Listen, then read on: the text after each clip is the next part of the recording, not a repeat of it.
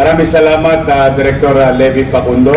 Palakpakan natin at sampu ng kanyang mga kasama sa Bureau Permit, sa ating minamahal na Vice Mayor, Vice Mayor Chief, at mga konsihal, mga department head, mga kapwa ko lingkod bayan sa pamahalaang lungsod ng Maynila.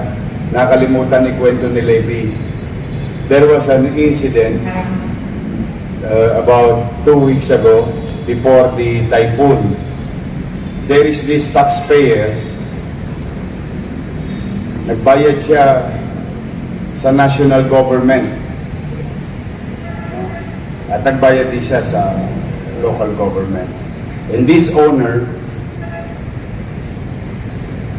nakita niya bakit hindi pareho yung kwentada. And you know what he did?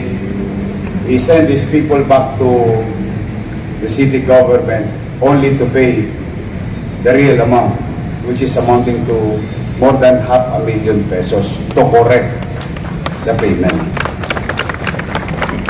Now, why am I telling you this and why Levy is telling you this? In fact, ang alam ko lang, 1,164. That was last Monday. Ngayon, 1,500 plus new businesses. And some of it, so you know, is been pending for almost 1 year. They wanted to pay, they wanted to open business, but due to some bureaucracy, red tape, or some discretionary abuse of authority done by individual. These people existed in our city doing business without permits, but they wanted to. Gusto nilang magbayad. Kaya lang yung zoning na yan, nukno ko nang hindi ko maintindihan. May pit pa sa inuyat. Totoo lang. When I see documents, I really wanted to, you know, try to, and I hope Director Mark and his new team will continue to participate by encouraging ease of doing business and ease of doing business in the city of Manila. Next will be the assessment. You will go an end-to-end journey. And I hope you cooperate. We know it already that some of those individuals in assessment did. And I don't have time to go after you. I'm going to give you the benefit of the doubt that you're going to do the right thing for the sake of our employees, our city, and especially the people of Manila. Ang buhay natin nakasalalay sa assessment, sa business permit. Sila ang pinakamalaking dalawang ahensya na nagbibigay sa atin ng panggastos para sa serbisyo. Kapag binaliwala natin yan at inayanan naman natin ang isang abogado na gustong hawakan ang lahat ng departamento at pakialaman, malamang sa hindi, magkakaletse-letse na naman tayo. And I hope, mga kapwa ko empleyado, for God's sake, once and for all, let's just do what we need to do. Tulong na tayo. Hindi naman kami in our own little way magpapabaya. We make sure what is due to you will be given to you. But the people of Manila deserves better things from its government. Kaya sa inyong lahat dito, nakita nyo mga panyaga, Ohayo gozaimasu. Ano nga ba yung I love you? Ice Trio. Kumbawa. Hindi, gabi yun. Mali itong translator. Bago na ba? But, you know, to Lawson and to the group, Dali, thank you for trusting the City of Manila. Magkasasana kayo ng ulan.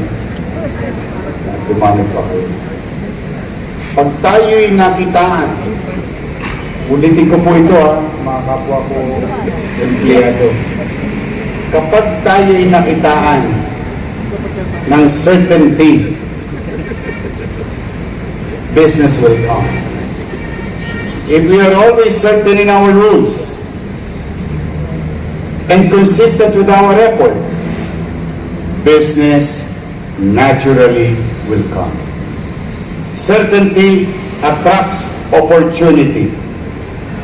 And with that, it will give also opportunity for our people to find jobs inside Manila. So not to go further as far as Commonwealth, as far as Metro Manila. They stay, live, work in Manila. And that is our job as government, to create that kind of atmosphere and environment to the business sector. To those who are watching, to those who are listening, sa mga naghahanap buhay, at yung mga napahiya, I'm sorry on behalf of the city government. Bumalik na po kayo. May gobyerno na po sa lungsod ng Maynila. Yes. Ngayon naman, huwag kayong mag-alala mga empleyado. Huwag kayong mag-alala. Kami, ni Vice Mayor, ako, at mga konsehal, lahat kami nagbibihave sa JO. Yung JO na yan, yan ang sumira ng kaban ng bayan. Kaya, I'm telling you straight, in front of the Vice Mayor and the members of the City Council, no more abuses sa part ng mga elected official abusing job orders just to create political alliances at the expense of the city government and your salary. Alam niyo ba, araw-araw na lang, umaakyat yung dalawang barangay tanod sa ilalim ng baba ko, kakatingin kung paano tayo magpapasahod, kung paano tayo magbibigay ng benepisyo, na tamang benepisyo lamang sa ating mga empleyado. Pero those are the things of the past. Kaya doon sa mga department head na baka na-excite kayo, nakatikim kayo ng matamis at sobrang tamis, sana hindi kayo nagka-diabetes sa mga nakaraang panahon. Gone are the days. We only hire that is needed. Unnecessary JO will not be tolerated. In fact, gusto ko i-share sa inyo, mga kapwa ko empleyado, dahil bagamat hindi kayo kasama sa aming meeting every Monday. I always tell them, pag ako may nalamang isang empleyado, GNO, pero unnecessary, yung department head mismo ang tatanggalin ko. Yan ang proteksyon nyo sa akin, mga empleyado ng lungsod ng Maynila. No more abuses. No more luxury. Unnecessary expenditures. Kung nag-iikayat tayo na maging masinop, kami mismo, dapat ni Vice Mayor, mga konsyal o mga halal ng bayan, maging masinop sa pananalapi at paggastos sa ating kaban ng bayan ng lungsod ng Maynila. Kaya sa inyo naman, ang mga naparito at umatin ng ating regular flag ceremony, hinikayat po kayo, tulungan ninyo po. Nakita niyo yung dalawang mga ambulansya dyan sa Wakali, matagal lang nakatambay yan, walang gustong gumamit. Nandiyan dyan, nangabulok. Nung binisita ko ng isang linggo, tingnan ninyo, magagamit na ulit. May darating pa sa atin, hihingi pa tayo, mamamalimos pa ako, so be it, para sa kabubuti ninyo. Kasi ako naman, mga kasamahan kong empleyado, kulang, do ginawa ng Diyos, bigyan ako ng lakas ng pangangatawan, ubusin ko ang 24 oras, mapabuti lang ang pagpapatakbo ng tahanan yan at ng buong lungsod ng Maynila. I want you to create extra mile. I want you to create extra step. Let's get back or take back our dignity in working in city government. There is dignity in us. Tinakpan lang yan ng mantika sa labi na mga matatamis na candy na para bang ipinamimigay sa atin o ginawa tayong rabbit at kinakarot stick tayo ng mga politiko. Huwag na, maging masayahin na lang tayo, ipagpasalamat natin sa Diyos, meron tayong trabaho, nakasusweldo tayo, maayos ang buhay natin. Marami tayong bagay na dapat i-appreciate sa buhay. Yes, you want iPhone, maybe all other luxuries in life. Yes, why not? Kung kaya natin. Kung hindi naman, ipag-ibang araw nyo na lang yan. Ngayon, magsilop din kayo sa inyong sarili.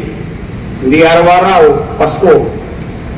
Pero, ano tayo pa man, hirap na dinaranas natin on our fiscal situation.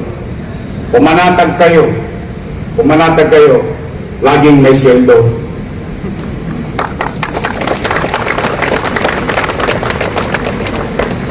At I really, naawa ko sa sarili ko. Ang tanging binabalita ko na lang sweldo. But that's the reality of life. That is the reality of our situation. Kaya naman kami nagpupulis din sa sarili namin. But for now, 1,500 plus new businesses, new jobs, new income. And today, after the rainy day, nakita ninyo, sumikat muli ang araw sa Maynila. Kaya ako'y naniniwala, with your help, to each and every one of you, and those in our district, doing the same thing, what we're doing today, magsama-sama tayo, tulong-tulong tayo. Marami nang tumutulong sa atin ulit. Napasin nyo ba, dami na naman natin donation? People are coming in, going back to the city of Manila. Tulungan natin na mailagay ulit sa ayos ang ating pamahalaan. Let's prove to them, again and again, where Manila goes, the country follows. As like, katulad ng lagi natin kinakanta sa awit ng bandila, Maynila, Maynila, dalhin mo ang bandila. Hindi, magandang araw, hangad ko ang kaligtasan at kalusugan ng bawat isa sa inyo ngayong linggong ito. Isang maaraw na Lunes, isang araw na maaari natin sisimulan ng magandang linggo para sa kinabukasan ng mamamayan ng lungsod ng Maynila. Maraming salamat. Pagpalain nawa kayo ng buong may kapal. Manila! God first. Thank you.